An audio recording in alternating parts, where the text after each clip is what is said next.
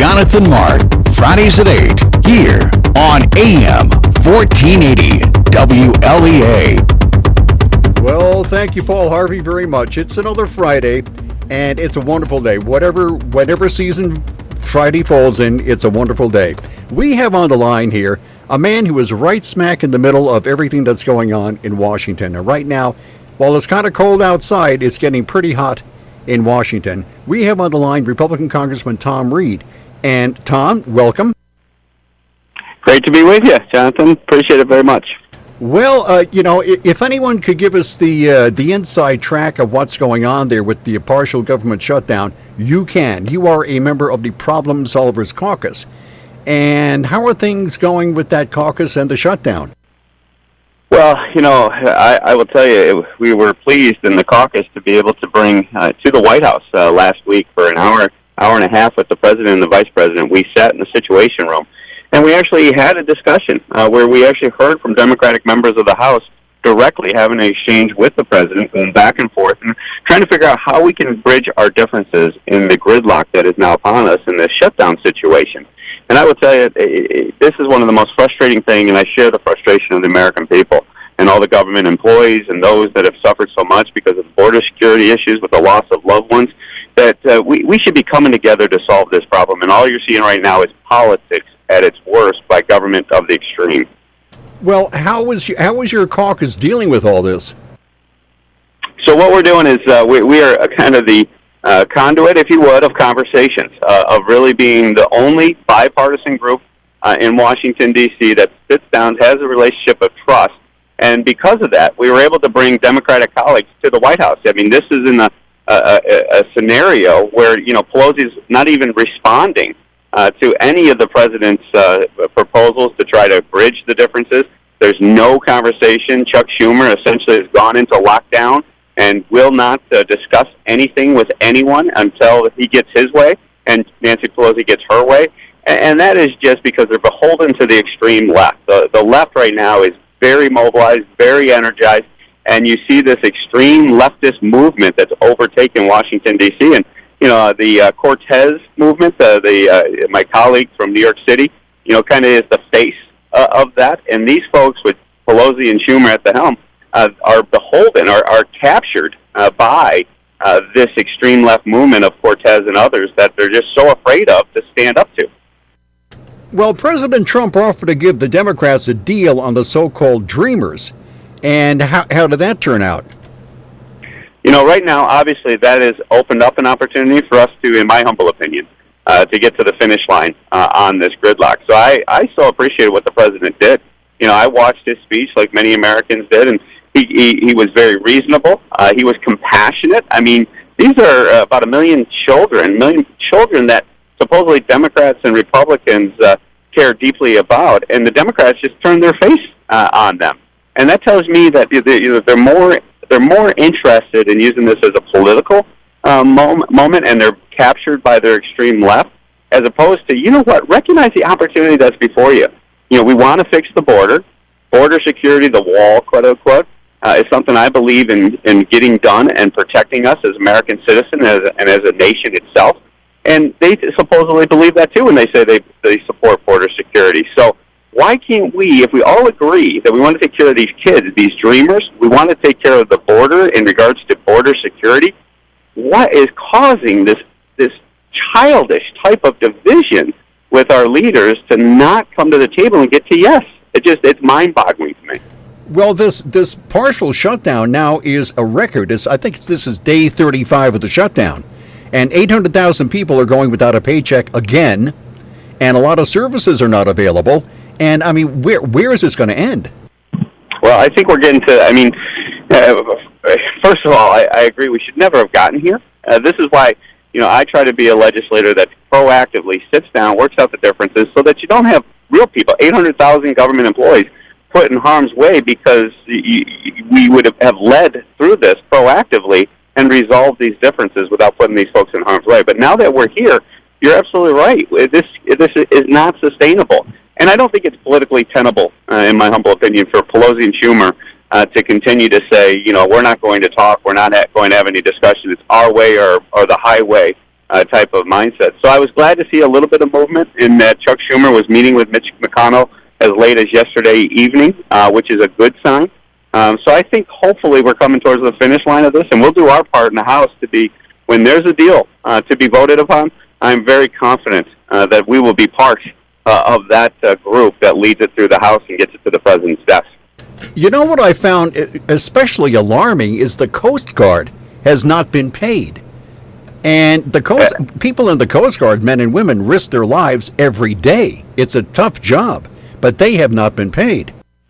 No, absolutely correct. I mean, that is why this is so idiotic of our leadership. To just be in their camps and not being able to figure out a way to sit in a room like we did in the Problem Solvers Caucus with the President, Republicans, for an hour and a half. And I will tell you, the exchange was amazing. It was actually, very insightful. There was a lot of misunderstanding. There was a lot of language being thrown around that people were interpreting different ways because, communication is a two-way street.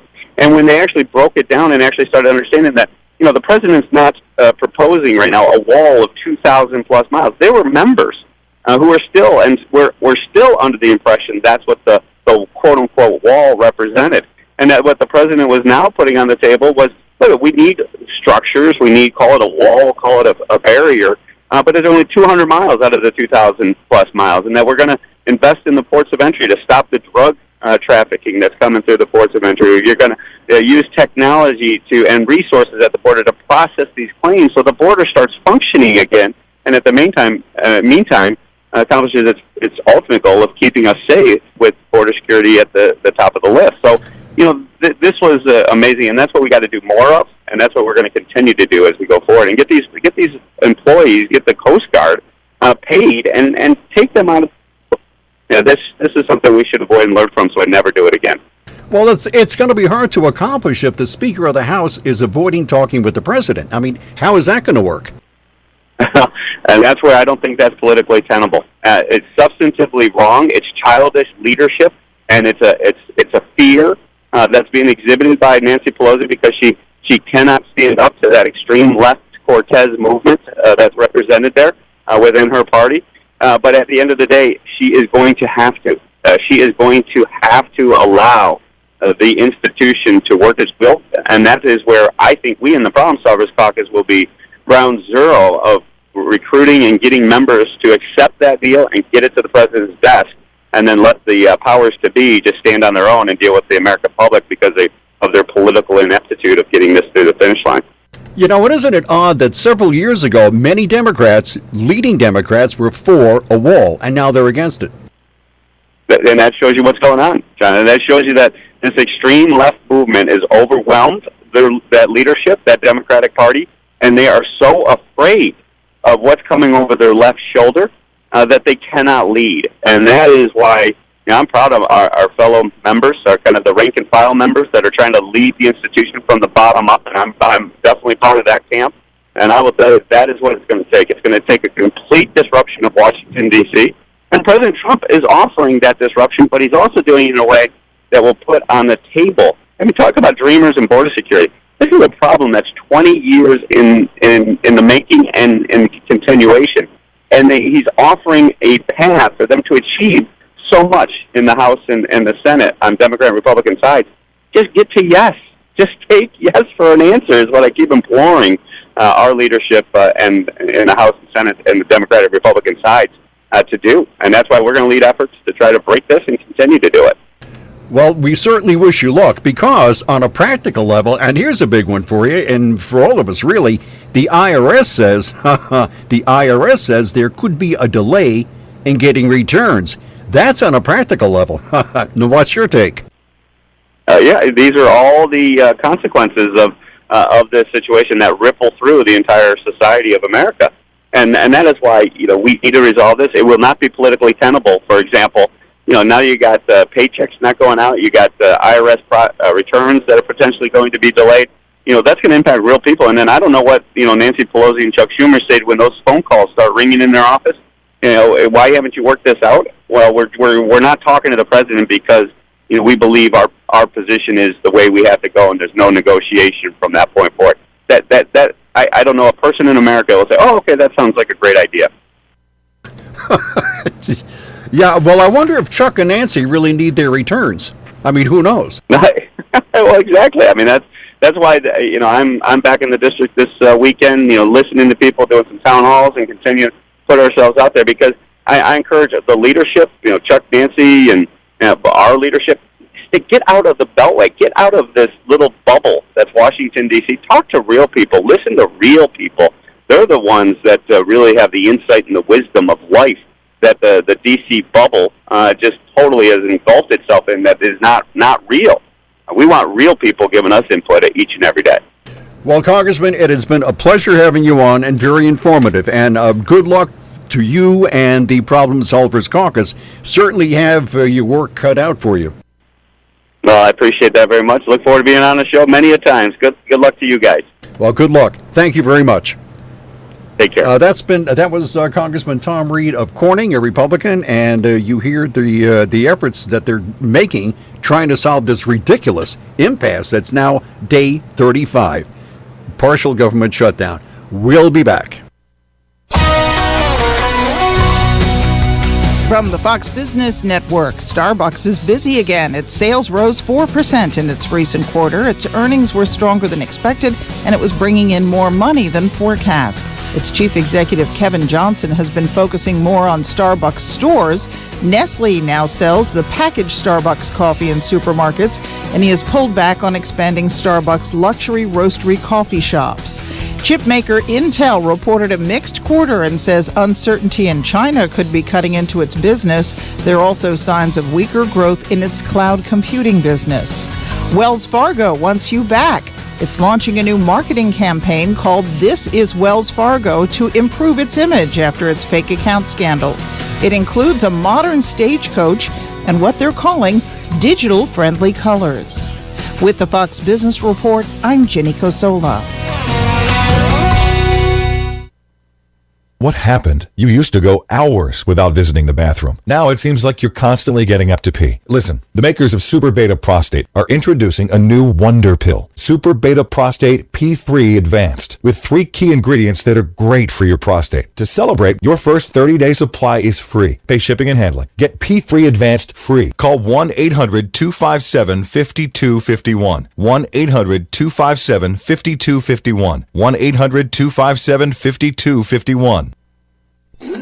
From the Fox Sports Studios in Los Angeles, here's Eddie Garcia. In the NBA, 4 games on the schedule, highlighted by the Warriors winning their 9th straight game, beating the Wizards in D.C. 126-118. The defending champs were led by Steph Curry, who had 38 points. Thunder topped the Pelicans 122-116. Russell Westbrook had another triple-double for Oklahoma City, 23 points, 17 rebounds, and 16 assists. Timberwolves beat the Lakers in L.A. 120-105. Trailblazers down the Suns in Phoenix 120-106. Top 25 college basketball, number 6 Michigan State won at number 19 Iowa 82-67. Spartans are now 9-0 in Big Ten play. Number 23 Louisville beats number 21 NC State 84-77, and 4th-ranked Gonzaga crushed Santa Clara 98-39. Tennis at the Australian Open, men's semifinal action. Novak Djokovic, the number 1 seed, beat Luca Pouille of France 6-0, 6-2, and 6-2. It'll be Djokovic against second-seeded Rafael Nadal in the men's final.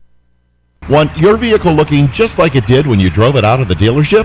Then stop by RBS Auto Detailing on Canastillo and Pine Streets in Hornell. RBS Auto Detailing. The before and after photos of your vehicle won't come close to showing the great job they'll do for you. Cleaning, washing, and waxing. They can get your vehicle looking nice and new both inside and out. RBS Auto Detailing on the corner of Canastillo and Pine Streets in Hornell. It's time to join the millions of people that meet happy with Zoom video conferencing. Zoom gives you flawless video, crystal clear audio, and instant sharing across any mobile, tablet, or desktop device. But the best thing about Zoom? It just works. So ditch the distractions, join the movement, and meet happy with Zoom video conferencing. Visit zoom.us to set up your free account today. That's zoom.us. Zoom video conferencing. Do you owe the IRS more than $10,000 in personal or business taxes and you can't afford to pay? You have the right to tax representation. Has the IRS threatened to shut down your business, freeze your bank accounts, take your home, your cars, or garnish your wages? You may qualify for special programs to stop this process. Get tax representation. Call the Tax Help Hotline at 800-556-7089. That's 800-556-7089. Within 24 hours, the threats will stop. Just call 800-556-7089. Well, we have on the line right now weatherman Rob Carroll. Rob, how are you doing? Not too bad on a Friday morning, Jonathan. How about yourself? Good, a little chilly, but it's okay. You know, we had a low of minus 13 Monday morning. Exactly. And then think how mild it was by the time we got to Wednesday and Thursday. It's been remarkable what's taken place this week, and we're probably going to see another stretch of rather cold weather develop by late in the week next week, Jonathan. We're seeing some indications that next week, say around Tuesday or Wednesday, daytime highs in the Dakotas may be around 30 below zero. So bitterly cold air is going to enter the central part of the country, head to the Gulf of Mexico, and then head east in modified form by late next week. What we're keeping an eye on this morning is a pretty good plume coming off of Lake Erie this morning. It is producing heavy snow from Dunkirk up across the southern half of Erie County and then out towards Rochester and Geneva. Right now it's passing off to our northwest, but we're going to keep an eye on that because if the winds become a little bit more westerly today like they're forecast to, that should push a few snow showers and flurries our way, so we'll keep an eye on that. We're cloudy, breezy today. Scattered snow showers and flurries develop later today. They could bring us an inch or two. Highs today around 25. That's where we are right now. We'll look for sunrise this morning. Earlier on, it was 7:29. Sunset tonight is at 5:16. Cloudy tonight. There'll be a few flurries and snow showers crossing the region. We're cold tonight, 5 to 10 above. Cold air continues to move in tomorrow. Cloudy skies, couple of flurries or snow showers, 20 to 25. There's a chance of flurries and snow showers tomorrow night, 15 to 20. And then light snow will develop Sunday afternoon near 30. That light snow will continue Sunday night and into part of Monday. Well, Rob, you know, when you walk out in the morning and it's 15 above and you say, you know, that's really not bad, 15 above, you've lived in the southern tier too long. Exactly. And you've been spending too many Januaries here, too. That's right. Way too many. Thank you very much, Rob, I guess. See you next week. You got it. Have a good weekend. The Ryan Agencies, your local, independent insurance agencies. The Ryan Agency supports your hometown. Unlike online insurance companies, the good people at the Ryan Agency live and invest here, annually supporting many local organizations. Contact the Ryan Agencies today, your hometown supporter and source for all things insurance. Insurance protection you can rely on. The Ryan Agency.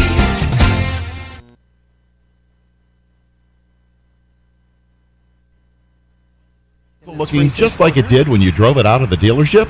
Then stop by RBS Auto Detailing on Canastillo and Pine Streets in Hornell. RBS Auto Detailing. The before and after photos of your vehicle won't come close to showing the great job they'll do for you. Cleaning, washing, and waxing. They can get your vehicle looking nice and new both inside and out. RBS Auto Detailing on the corner of Canastillo and Pine Streets in Hornell.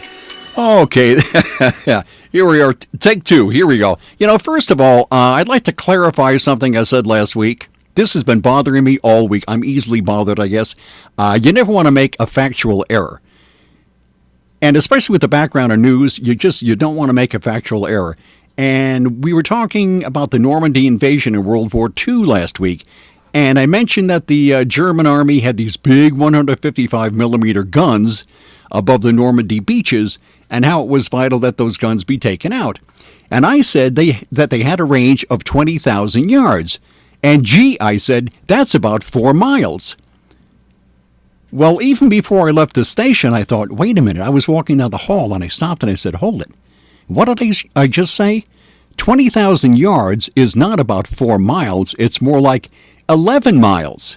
Not 4, but it's closer to 11 miles. Because I figured the math in my head, I figured, let me see, 20,000 feet, right? 20,000 feet, it's 20,000 yards. Big difference. So I'm driving down Ashbaugh Hill, and at the bottom of the hill when you reach 36, I go left to go home, And I said, wait a minute, I think I just on a hunch, I made a right and I drove down to Canisteo. And I drove down to the park in Canisteo, the square. Then I turned around and I drove north. Now I'm driving toward Arkport. And I'm checking the odometer. And it's about 11 miles from downtown Canisteo to downtown Arkport. That's just about exactly 11 miles. And then I thought, wait a minute. Now, there's the outside chance, but let's say that the village of Canisteo and the village of Arkport ever got into it. I don't know how, under what circumstances, but let's say they did. Now, here's what I'm saying. Please, if that happens, nobody wheel out a 155 millimeter German World War II cannon. Okay? Please try to avoid that because I wouldn't want to be responsible for it. I don't want to be blamed for anything. But it's just about 11 miles from downtown Canisteo to downtown Arkport.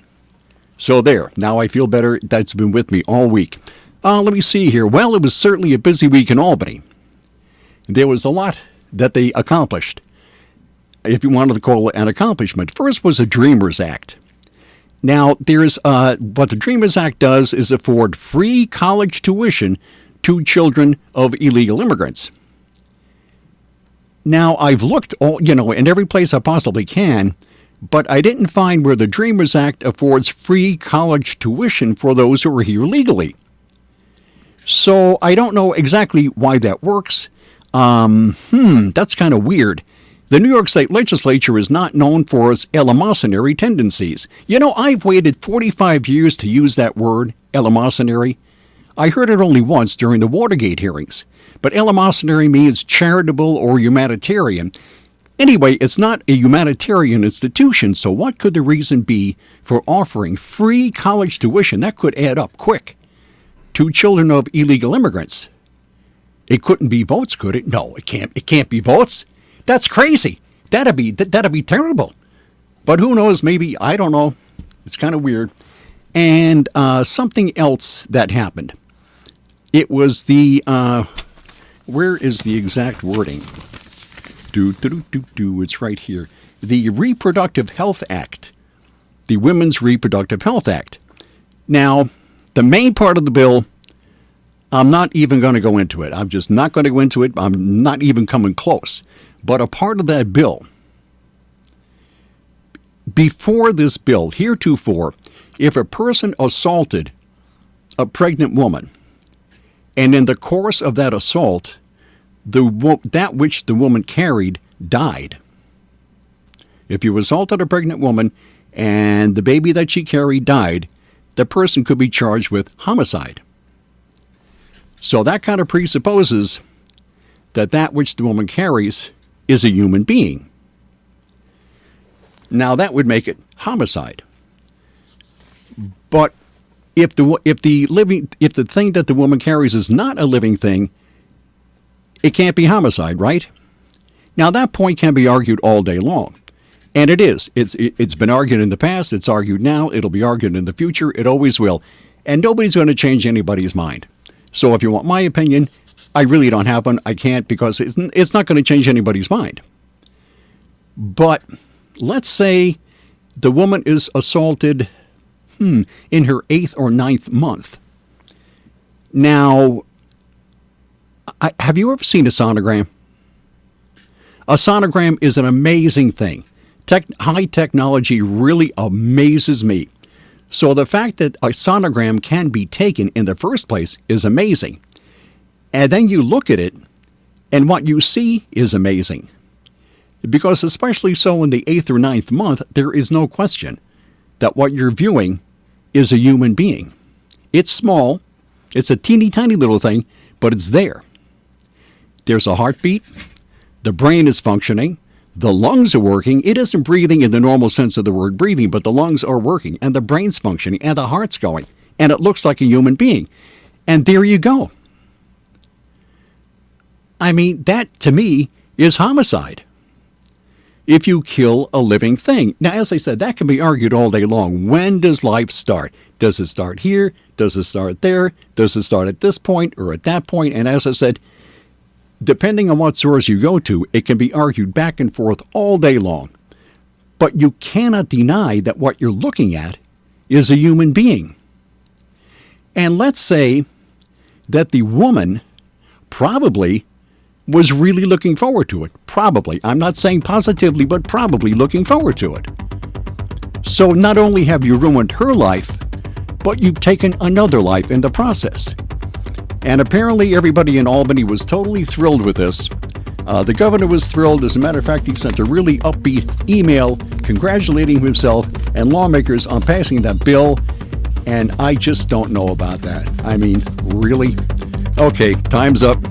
See you next week.